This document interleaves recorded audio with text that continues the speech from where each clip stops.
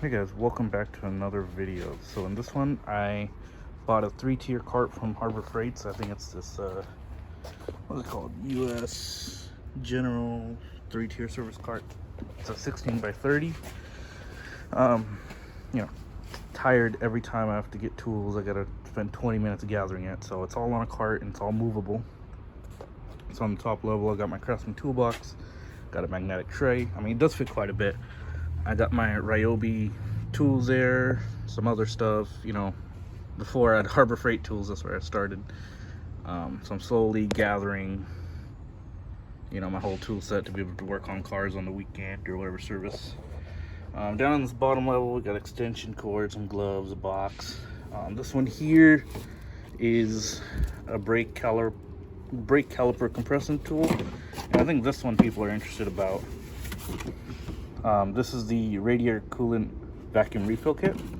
I used it when I worked on the Silverado a couple times, so I'll make a video on that. It helps refill the fluid without any air gaps. So that's kind of like a little overview of everything I put in it. Now the plus is great value for the price.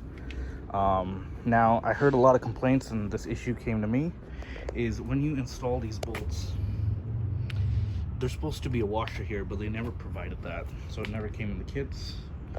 You're supposed to get longer ones for this, you know, so they can hold it better, but it is what it is. It's like, I don't know, $50 cart, and versus the ones you find on, you know, from Snap-on and all that, they're $300, $400, $500. A mod that I did right off the bat is, while you're there, you can pick up a liner.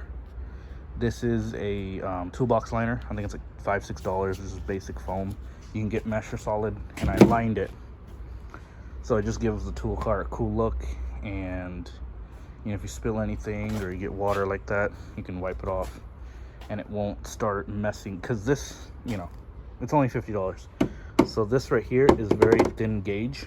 It dents and it scratches easy. So by putting that foam pad, hopefully it'll protect it some. So it's just a quick look. Oh, so one thing I don't like about this car is it is pretty skinny and it is tall.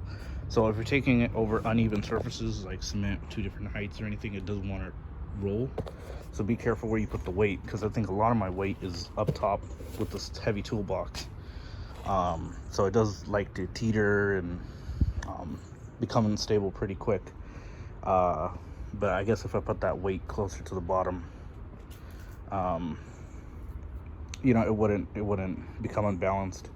But something cool is the wheels are really nice. They roll well.